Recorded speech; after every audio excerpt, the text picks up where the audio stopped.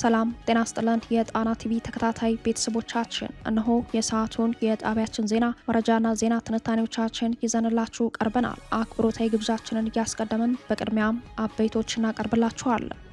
በራያ ቀጠናዎች አዳዲስ የጦርነት ግንባሮች ተፈጥረዋል። በራያ አላማጣ ከተማ ዙሪያ በህወሓትና በብልጽግና ጦር መካከል ከባድ ውጊያ መቀስቀሱን ተከትሎ ንጹሃን ከተማውን ለቀው በመውጣት ላይ መሆናቸው ተሰምተዋል። ውጊያው ከአላማጣ ወረዳ ወደ ከተማው እየቀረበ መምጣቱ ከፍተኛ ስጋት ደቅነዋል። በተመሳሳይ ሁኔታ በዚሁ የራያ ግንባር በቆቦ ቀጠና በርካታ ቦታዎችን የሸፈነ ውጊያ በፋኖ ኃይሎችና በብልጽግና ጦር መካከል በመካሄድ ላይ ነው። ከቆቦ አላማጣ መስመር ትይዩ እስከ ጮቢበር ከሆርማት እስከ ቀዩ ጋራና ተኩለሽ ድረስ በከባድ መሳሪያ የታገዘ ውጊያ ዛሬ ሚያዝያ 19 ቀን 9ኛ ቀኑን አስቆጥሯል። ቀዳሚ የግንባር መረጃዎቻችን ናቸው። ኢህአፓ ለሚያዝያ 30 ቀን በ10 የኢትዮጵያ ዋና ዋና ከተሞች የጠራውን ግዙፍ የተቃውሞ ሰልፍ ቀን ማራዘሙን ሲያሳውቅ ምክንያቱን ደግሞ ጠላት ሊጠቀምበት ስላሰበ ነው ብሏል። ኢህአፓ ሸሸ ወይስ አፈገፈገ ስንል መረጃዎችን ፈትሸናል፣ ትሰሙታላችሁ። በሌላ በኩል አፋብን አስቸኳይ መግለጫ ወጥቷል። ንቅናቄው አገዛዙ በአማራ ህዝብ ላይ እየፈጸመ ያለውን የዘር ማጥፋት ጦርነትና በዚህ ጦርነት ውስጥ ያለውን ህዝብ በምርጫ ስም ለማታለል የሚያደርገውን ሩጫ ለዓለም ለማጋለጥ ለተዘጋጀው ዓለም አቀፍ ሰልፍ ጥሪውን አቅርበዋል፣ ትሰሙታላችሁ። ከ300 በላይ የሚሆኑ የአማራ ተወላጅ የፖለቲካ እስረኞች ለዓለም አቀፉ ማህበረሰብ ጥሪያቸውን አቅርበዋል። የፍትህ አንገት ላይ ማነቂያ ሸምቀቆ ያደረገው አገዛዙ ከሞት ፍርድ እስከ እድሜ ልክ ጽኑ እስራት በሚያስፈርድ ፖለቲካዊ መልክ የያዘው የሽብር ክስ ዓለም ይወቅልን ብለዋል። የእስረኞቹን ጥሪ በዝርዝር ይዘነዋል። ኔታንያሁ ለውድቀታቸው ማሳበቢያ እየፈለጉ ነው ሲሉ ከፍተኛ የእስራኤል ጦር መኮንኖች ጠቅላይ ሚኒስተራቸውን ከሰዋል። የቴሄራኑ ቁልፍ ባለስልጣን በበኩላቸው ኢራን በእጇ የያዘቻቸው ወሳኝ ካርዶች አሉ ሲሉ የሀገራቸውን ቀይ መስመር አስታውቀዋል። በሰዓቱ የመረጥንላችሁ ዜና ትንታኔያችን ነው። እነዚህንና ሌሎችን ይዘናል። አሁን ወደ ዝርዝር መረጃዎቹ እናመራለን።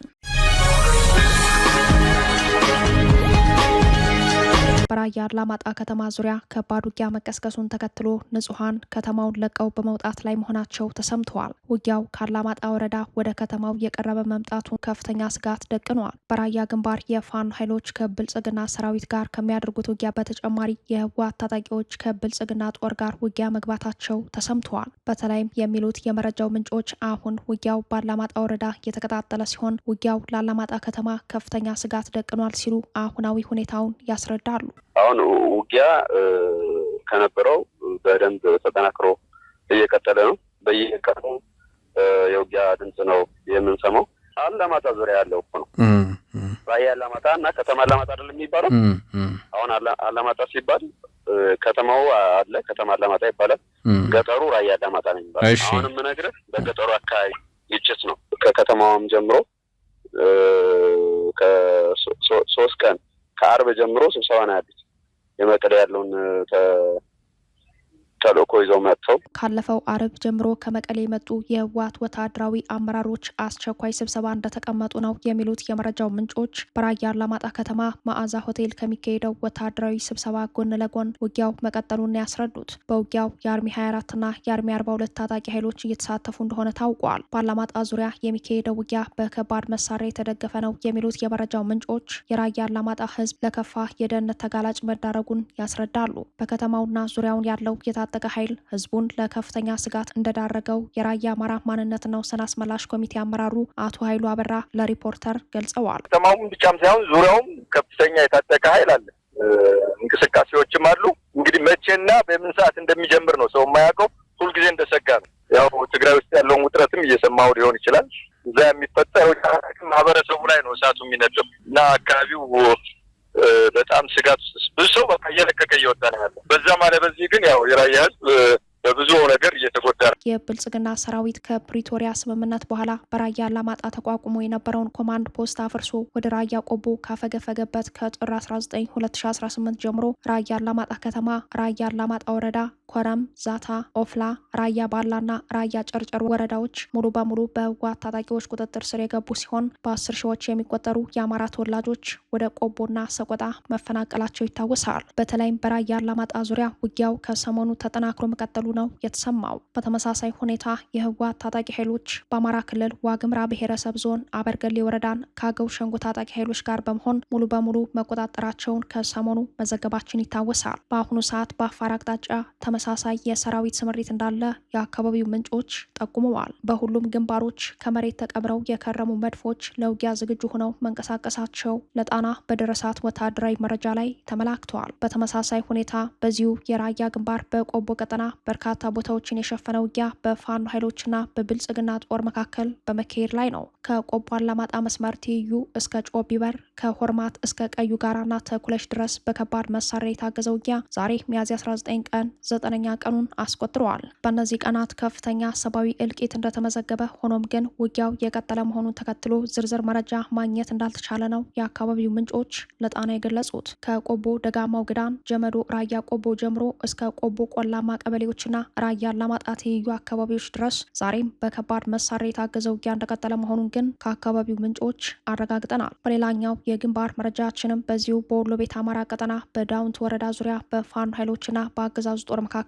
ውጊያ መካሄዱ ተሰምተዋል። ዛሬ ሚያዝያ 19 የፋኖ ኃይሎች በአገዛዙ ሰራዊት ላይ የማያዳግም እርምጃ መውሰዳቸውን የገለጹ ሲሆን ውጊያው 106ኛ ኮር 31ኛ ክፍለ ጦር ለማጥቃት በተንቀሳቀሰው የአገዛዙ ጦር ላይ የተከፈተ መሆኑን ነው የፋኖ ምንጮች የገለጹት። 31ኛ ክፍለ ጦርን ለማፈን ሲንቀሳቀስ በነበረ የአገዛዙ ጥምር ሰራዊት አጸፋዊ እርምጃ ተወስዷል ያሉት የፋኖ ምንጮች በዳውንት ወረዳ በ012 ቀበሌ በተካሄደው ውጊያ በርካታ ሙትና ቁስለኛ መመዝገቡን፣ አገዛዙ ሙትና ቁስለኛውን ይዞ ወደ ኩርባ ከተማ መሸሸቱን ነው ለጣና ዘጋቢ ያስረዱት።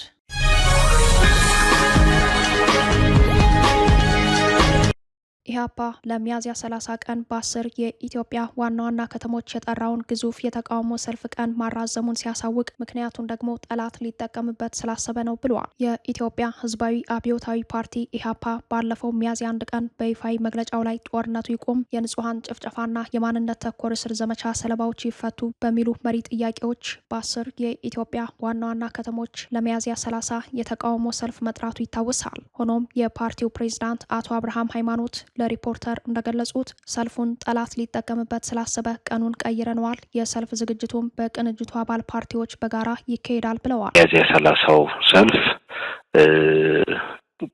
ቀኑ ተለውጧል ማለት ነው። ከዚህ በኋላ ኢህአፓ ብቻውን ሳይሆን ሰላማዊ ሰልፉን የሚጠራው በቅንጅት በጋራ በመሆን እንደ ትብብር ለኢትዮጵያ አንድነት ይሆናል። ያስቀመጥናቸው አስቻይ ሁኔታዎች አሉ። ከዚህ በፊት ትብብሩ አስቻይ ለምርጫው መሆን ያለባቸው ነገሮች የተባሉ የፖለቲካ እስረኞች፣ የሚዲያ ነጻነት የመሳሰሉትን ሌሎችም በጣም አስፈላጊ የተባሉ ከዚህ በፊት እንደ ኢህአፓም እንደ ትብብርም ስንጠቅሳቸው የነበሩ ጉዳዮች እንዲፈጸሙ፣ እነርሱ የማይፈጸሙ ከሆነ ደግሞ ያው ቀኑን በቅርቡ ይፋ የምናደርገው ሆኖ ሰላማዊ ሰልፉን በጋራ ሆነን ቅንጅቱ ይፋ ያደርጋል ማለት ነው። ፕሬዚዳንቱ አክለውም ጠላት ቅንጅታችን ሊበትን በፕሮፓጋንዳ መጠቀሚያ ያደረገው በመሆኑ የሰልፉን ጊዜ በማራዘም በጋራ ለማዘጋጀት ማሰባቸውን ገልጸዋል። ኢህአፓ ጦርነት፣ መፈናቀል፣ የንጹሐን የጅምላ ግድያና እስር የኢትዮጵያ መልኮች በሆኑበት ወቅት የሚካሄድ ምርጫ ለስርዓቱ ንጹሐንን በጅምላ መግደልህን፣ ማሰደድህንና ማሳደድህን፣ ዜጎችን በፖለቲካ አመለካከታቸው ምክንያት በግፍ ማሰርህን ቀጥል ብሎ መፍቀድና የህዝቡንም ስቃይ ከማስቀጠል የዘለለ ትርጉም አይኖረውም የሚል አቋም እንዳለው በአመራሮቹ በኩል ሲያንጸባርቅ የቆየ ቢሆንም አሁን ባለው ሁኔታ ግን የብልጽግናውን አገዛዝ የጨረቃ ምርጫ ሊሳተፍ እንደሚችል ነው የተገመተው። እንዲያም ሆኖ በአንዳንድ አካባቢዎች ላይ በሰራዊት ታጅቦ ምርጫ ለማድረግ መታቀዱን የሚያውቀው ፓርቲው ብልጽግና ለቀጣይ 5 ዓመታት በኃይል በስልጣን ላይ ለመቆየት ያለውን ፍላጎት በምርጫ የሚያጅብ ከሆነ አመራሮቹ በደህንነት ስጋት ውሳኔያቸውን እንደቀየሩ ተገምተዋል። ኢህአፓ በተከታታይ መግለጫዎቹ ወታደራዊ ምርጫውን ጥያቄ ምልክት ውስጥ ከቶ መቆየቱ ይታወሳል። የፓርቲው የህዝብ ግንኙነት ኃላፊ የሆኑት የሆኑት አቶ ይስሐቅ ወልዳይ ከዚህ ቀደም በሰጡት ማብራሪያ ላይ በኢትዮጵያ ምርጫ ለማካሄድ አስቻይ ሁኔታ እንደሌለ ኢህአፓ ጥናት መስራቱን መግለጻቸው አይዘነጋም። በተለይም ኢትዮጵያ የምርጫ አፋፍ ላይ ሆና አዳዲስ የጦርነት ግንባሮች እየተፈጠሩበት ባለበት ሁኔታ የሚካሄድ ምርጫ ትርጉሙ እጅግ አደገኛና የሀገር አንድነት ከመሰረቱ እንዲናጋ የሚያደርግ እንደሆነ የብዙዎች እምነት ነው። ይህ በእንዲህ እንዳለ አገዛዙ በአማራ ህዝብ ላይ እየፈጸመ ያለውን የዘር ማጥፋት ጦርነትና በዚህ ጦርነት ውስጥ ያለውን ህዝብ በምርጫ ስም ለማታለል የሚያደርገውን ሩጫ ለዓለም ለማጋለጥ ለተዘጋጀው ዓለም አቀፍ ሰልፍ ያለንን ድጋፍ እንገልጻለን ሲል የአማራ ፋኖ ብሔራዊ ንቅናቄ በዛሬው ዕለት በወጣው ይፋዊ መግለጫ አስታውቋል። ንቅናቄው በመግለጫው የብልጽግናው ዘር አጥፊ አገዛዝ የአማራ ህዝብ መዋቅራዊ የዘር ፍጅት አውጆበት የህልውና አደጋ ውስጥ ይገኛል ያለ ሲሆን በህዝቡ ላይ የሚፈጸሙ ቀጥተኛ ጥቃቶች፣ የጦር ወንጀሎች፣ የሰላም እጦትና የመብት ጥሰቶች ከጊዜ ወደ ጊዜ እየጨመሩ መምጣታቸውን አውስተዋል። ይህንንም ተከትሎ የአገዛዙን ወንጀል ማጋለጥን ጨምሮ በተለያዩ መልኩ ተጋድሎ ሲያደርጉ የቆዩት በውጭ የሚገኙ ወገኖቻችን በአገዛዙ የዘር ማጥፋት ወንጀሎችና ህጋዊ ጨፍጫፊ ለመሆን የሚያደርጋቸውን የምርጫ እንቅስቃሴዎች አስመልክቶ በዓለም አቀፍ ደረጃ በተቃውሞ ሰልፍ ድምጻቸውን ለማሰማት የሚያደርጉትን ዝግጅት እንደሚደግፍ አስታውቋል። ለመሆኑ ሲል የሚቀጥለው የንቅናቄው መግለጫ አገዛዙ ተጠያቂ መሆን የሚገባው ስብስብ እንጂ በጦርነት ቀጠና ውስጥ ያለን ህዝብ በምርጫ ስም አታሎ ተጨማሪ የጭፍጨፋ ዓመታትን ሊያገኝ የማይገባው በመሆኑ አገዛዙ የአፍሪካ ቀንድ የቀውስ ጠማቂ ኃይል በመሆን ኢትዮጵያውያንን ብቻ ሳይሆን የቀንዱን ህዝቦች ሰላም ጭምር የነፈገና በኢትዮጵያ ጎረቤት ሀገሮች የውስጥ ጉዳይም ጣልቃ እየገባ ያለ እንደመሆኑ በዲፕሎማሲ መድረኮች ሊወገዝ የሚገባው ስለሆነ የብልጽግና አገዛዝ እያደረሰ ያለውን የሰብአዊ መብት ጥሰቶች በማጋለጥ ምርጫ የአገዛዙን ስርዓት አልበኝነትና የህዝብን ሰቆቃ የሚያራዝም መሆኑን ማሳወቅ አስፈላጊ በመሆኑ ዓለም አቀፍ ማህበረሰብ ችግሩን ተረድቶ ከአማራ ህዝብ ጎን እንዲቆምና ለአገዛዙ የሚያደርገውን ድጋፍ እንዲያቆም ግፊት ማድረግ ይቻል ዘንድ በውጭ ሀገራት የሚኖረው ማህበረሰባችን ሊያደርግ ያሰበውን ታላቅ ሰላማዊ ሰልፍ እንደግፋለን ሲል አፋብን በመግለጫው ላይ አመላክተዋል። የዲያስፖራው ማህበረሰብ በነቂስ ወጥቶ ድምጽ ለተነፈገው ህዝብ ድምጽ በመሆን ታሪካዊ ግዴታውን እንዲወጣና ለተነፈጉት ፍትህ በመጠየቅ የተሳካ ሰልፍ እንደሚያደርግም ንቅናቄው እምነቱን ገልጿል።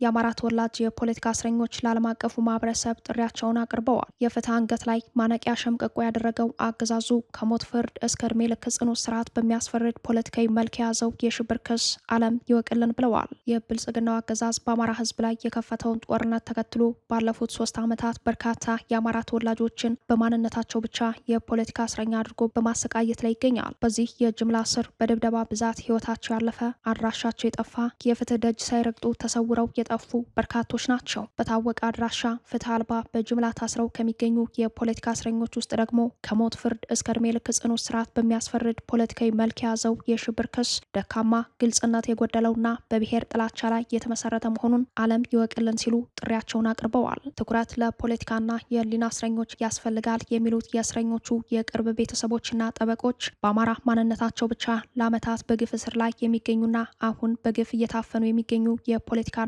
የህሊና እስረኞች ጉዳይ አሳሳቢ ሁኔታ ላይ እንደሚገኙ ገልጸዋል። በተለይም የህግ ጠበቆች እንደሚሉት ለአገዛዙ በወገኑ ግልጽና ስውር የማጥቃትና የማዳከም ተልዕኮውንና ዓላማውን ተቀብለው ሌት ተቀን እየደከሙ በሚገኙ የህግ አካላት ፍትህን በአደባባይ ሰቅለውታል ሲሉ የአማራ ተወላጅ የሆኑ የፖለቲካና የህሊና እስረኞች በሐሰት ውንጀላ ስቃይ ውስጥ እንዳሉ አስረድተዋል። ሌሎች የችሎት ታዛቢዎች በበኩላቸው እነዚህ ለሆዳቸው ያደሩ አካላት በአብዛኛው ለልጆቻቸው ለነገ ታሪክና ለትውልዱ አይጨነቁም። የፍትህ ስርዓቱ በጸረ አማራ የሐሰት ትርክትና በጭፍን ጥላቻ በተሞሉ ሰዎች የተያዘ ነው ሲሉ ይገልጻሉ። የአገዛዙ አስፈጻሚዎች ሰዎችን በማንነታቸው እየለዩ ህግን በሁለንተናዊ መልኩ እንደ ማጥቂያና ማዳከሚያ አድርገው እየተጠቀሙት ይገኛሉ የሚሉት የፖለቲካና የህሊና እስረኛ የሆኑ የአማራ ተወላጆችን ጉዳይ የሚከታተሉ የችሎቱ ታዛቢዎች በራስ መተማመን የጎደለው ይህ የጭካኔ አገዛዝ እስረኞቹን ለከፍተኛ ስቃይ ከመዳረጉም ባለፈ ከሞት ፍርድ እስከ እድሜ ልክ እስራት በሚያስፈርዱ ውንጀላዎች እያንገላታ ይገኛል ብለዋል።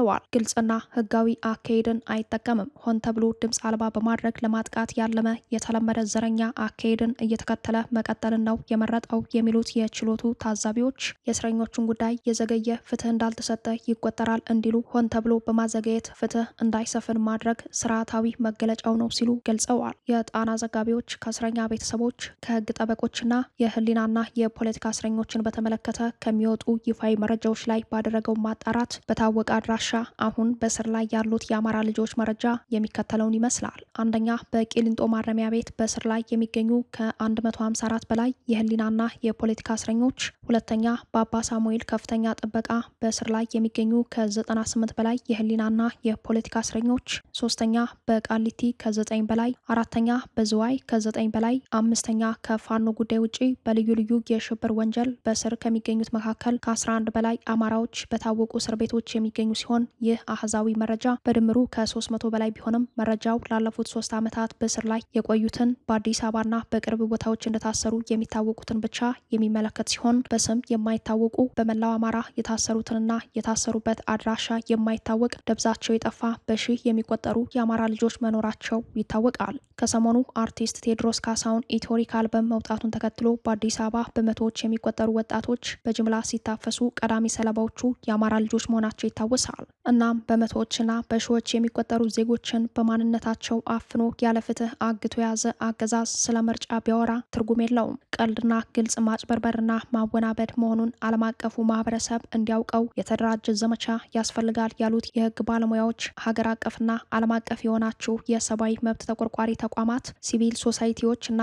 መንግስታዊ ያልሆናችሁ ድርጅቶች፣ የመገናኛ ብዙሃን ተቋማትና ጋዜጠኞች፣ አክቲቪስቶችና ታዋቂ ግለሰቦች፣ ልዩ ልዩ አደረጃጀቶች፣ የፖለቲካ ፓርቲዎች፣ ከፍ ሲል ደግሞ የአማራ ህዝብና ፍትህ ሀገር ወዳድ የሆናችሁ በሀገር ውስጥና በውጭ የምትኖሩ ወገኖች በሙሉ የግፍ እስረኞቹን ደግፏቸው፣ ድምጽ ሆኗቸው ሲሉ ጥሪያቸውን አቅርበዋል። በዓለም ዙሪያ የሚገኙ የአማራ ተወላጆችና የሰብአዊ መብት ተሟጋቾች የሚያዝያን ወር የአማራ የዘር ማጥፋት እውቅናና መታሰቢያ ወር በማድረግ በታላቅ ንቅናቄ እያሰቡት የሚገኝ ሲሆን አማራ ጄኖሳይድ አዌርነስ መንዝ ተብሎ በተሰየመው በዚህ ወር ከሰሞኑ የህሊና እስረኞች መታወሳቸው አይዘነጋም።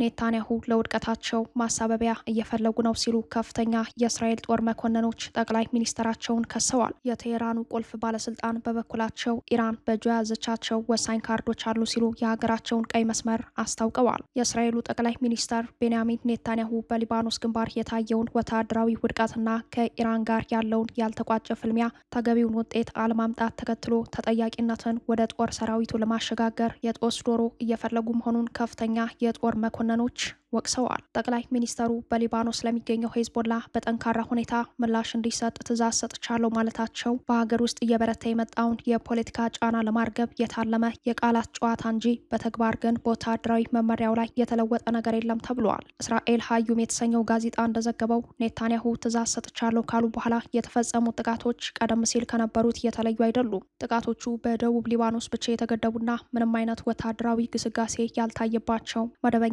እርምጃዎች መሆናቸውን የጦር አመራሮቹ ገልጸዋል። የእስራኤል ጦር ኦፕሬሽን በአሜሪካው ፕሬዚዳንት ዶናልድ ትራምፕ በተቀመጠው መመሪያ የታጠረ መሆኑ ተጠቁመዋል። ትራምፕ በሊባኖስ የተደረሰውን የተኩስ አቁም ስምምነት ለተጨማሪ 3 ሳምንታት ማራዘማቸው ይታወሳል። የጦር መኮንኖቹ እንደገለጹት ኔታንያሁ ቃል የገቡት ድል ማምጣት ባለመቻላቸው ስማቸውን ለማዳን ሲሉ ሰራዊቱን ተጠያቂ ለማድረግ እየሞከሩ ነው። ይሁን እንጂ ሰራዊቱ እየተንቀሳቀሰ ያለው ሙሉ በሙሉ በፖለቲካ አመራሩ በሚሰጠው መመሪያ መሰረት ብቻ መሆኑን አጽንኦት ሰጥተዋል። ይህ የኔታንያሁ አካሄድ በሰራዊቱና በደህንነት ተቋማት ውስጥ ከፍተኛ ብስጭት ፈጥሯል። በሰሜናዊ እስራኤል ለሚገኙ ነዋሪዎች አስተማማኝ ደህንነት ከመስጠት ይልቅ ሰራዊቱ ለጥቃት እንዲጋለጥ አድርጓል። ሄዝቦላ የተኩስ አቁም ሁኔታዎችን ለራሱ ጥቅም እንዲያውል እድል ሰጥቶታል በሚል ስጋት ተፈጥሯል። ይህ በእንዲህ እንዳለ የቴሄራኑ ቁልፍ ባለስልጣን ኢራን በእጇ የያዘቻቸው ወሳኝ ካርዶች አሉ ሲሉ የሀገራቸውን ቀይ መስመር አስታውቀዋል። ከሰሞኑ ከኢስላማባድ የኢራን ተደራዳሪ ቡድን በመሪነት የተነሱት የቴሄራኑ ቁልፍ ባለስልጣን መሐመድ ባጋር ጋሊባፍ ሀገራቸው ከአሜሪካ ጋር ባለባት ፍጥጫ ውስጥ አሁንም ትልቅ ተሰሚነትና ተጽዕኖ መፍጠር የምትችልባቸው ወሳኝ ካርዶች እንዳሏት ገለጹ። የኢራን ፓርላማ አፈ ጉባኤ መሐመድ ባጋር ጋሊባፍ በኤክስ ገጻቸው ባሰፈሩት ሚስጥራዊ መልእክት የኢራን የአቅርቦት ካርዶች ከአሜሪካ የፍላጎት ካርዶች ጋር እኩል መመጣጠን እንደሚችሉ ገልጸዋል። እንደ እርሳቸው ገለጻ ኢራን በአሜሪካ ላይ ጫና ለመፍጠር የምትጠቀምባቸው ዋና ዋና መሳሪያዎች የሆርሙዝ የባህር ሰርጥ፣ ባብኤል መንደብና የነዳጅ ቧንቧዎች ናቸው። አፈ ጉባኤው አሜሪካ የስትራቴጂክ ነዳጅ ክምችቷን በመልቀቅና የዋጋ ማስተካከዮችን በማድረግ የምትወስደውን እርምጃ ኢራን መመከት እንደምትችል ገልጸዋል። በተለይም የበጋ እረፍት ወይንም ሳመር ቫኬሽን አሜሪካን ለጥቃት ተጋላጭ ከሚያደርጓት ጉዳዮች አንዱ መሆኑን በፌዝ መልክ ጠቅሰዋል። ይህም ማለት በበጋ ወቅት በአሜሪካ የነዳጅ ፍላጎት ስለሚጨምር ኢራን አቅርቦት ላይ የምታደርገው ማንኛውም ተጽዕኖ የነዳጅ ዋጋን ሰማይ በማድረስ መድረስ በዋሽንግተን ላይ ከፍተኛ የፖለቲካና የኢኮኖሚ ቀውስ ይፈጥራል ማለታቸው ነው። ይህ ንግግር ኢራን የዓለምን የኢኮኖሚ መተላለፊያ መንገዶችና የኃይል አቅርቦትን እንደ ፖለቲካዊ መደራደሪያ ለመጠቀም ዝግጁ መሆኗን የሚያሳይ ግልጽ ማስጠንቀቂያ ተደርጎ ተወስዷል። አሜሪካ የነዳጅ ዋጋ እንዳይጨምር የምታደርገውን ጥረት ኢራን የባህር መስመሮችን በማወክ ልታከሽፈው እንደምትችል ባለስልጣኑ ፍንጭ ሰጥተዋል። ኢራን በፓኪስታን በኩል ለአሜሪካ ቀይ መስመሮቿን የሚገልጽ መልእክት የላከች ሲሆን ኢራን በኒውክሌር ጉዳዮችና በሆርሙዝ ሰርጥ ላይ ያሏትን የማይታለፍ ቀይ መስመሮች በግልጽ አስፍራለች። መልእክቱ አሜሪካ የኢራንን አቋም በትክክል ተረድታ ስህተት ውስጥ እንዳትገባ ለማስጠንቀቅ የታለመ ነው ተብሏል። ኢራን ይህንን መልእክት ለአሜሪካ በላከች በሰዓታት ልዩነት ፕሬዚዳንት ዶናልድ ትራምፕ ኢራን የኒውክሌር ባለቤት ከሆነች እስራኤል በደቂቃዎች ውስጥ ትጠፋለች ሲሉ የአሜሪካን አቋም አስታውቀዋል። ኢራን የኒውክሌር መሳሪያ የታጠቀች እንደሆነ እስራኤል እንደ ሀገር የመኖር ህልውናዋ ከፍተኛ አደጋ ላይ እንደሚወድቅ የሚያምኑት ትራምፕ የቀድሞ የአሜሪካ መንግስታት የኢራንን የኒውክሌር ምኞት ገና በጅምሩ ለማስቆም በቂ እርምጃ አለመውሰዳቸውን በጽኑ ተችተዋል። ጉዳዩ አሁን ወዳለበት አስፈሪ ደረጃ ከመድረሱ በፊት ቀድሞ መፍትሄ ማግኘት ነበረበት ብለዋል። ይህ የትራምፕ ንግግር የመጣው በኢራንና በእስራኤል መካከል ያለው ወታደራዊ ፍጥጫ በከፍተኛ ደረጃ በጨመረበትና በሆርሙዝ ሰርጥ ላይ ያለው ውጥረት በዓለም ኢኮኖሚ ላይ ስጋት በፈጠረበት ወቅት ነው። ፕሬዚዳንቱ ይህንን ማስጠንቀቂያ የሰጡት ኢራን አዳዲስ የሰላም የውሳኔ ሀሳቦችን እያቀረበች ባለችበትና የኒውክሌር ድርድሩ ለሌላ ጊዜ እንዲተላለፍ በጠየቀችበት ወቅት መሆኑን ጉዳዩን ይበልጥ አነጋጋሪ አድርገዋል። ክቡራትና ክቡራን ቤተሰቦቻችን ለሰዓቱ የተሰናዱት መረጃዎቻችን የተከታተሏችኋቸውን ይመስሉ ነበር። አብራችሁን ስለቆያችሁ ልባዊ ምስጋናችን ድረሳችሁ እያልን የጣና ቲቪ ወቅታዊ ዜናዎች፣ ትንታኔዎችና ልዩ ልዩ ፕሮግራሞች እንዲደርሷችሁ ቻናላችን ሰብስክራይብ በማድረግ ቤተሰብ ይሁኑ። በተሳትፎ የትግል ሚዲያው እንዲያጠናክሩ ጥሪያችን እናቀርባለን። ጣና ቲቪ ከሀቅ ጋር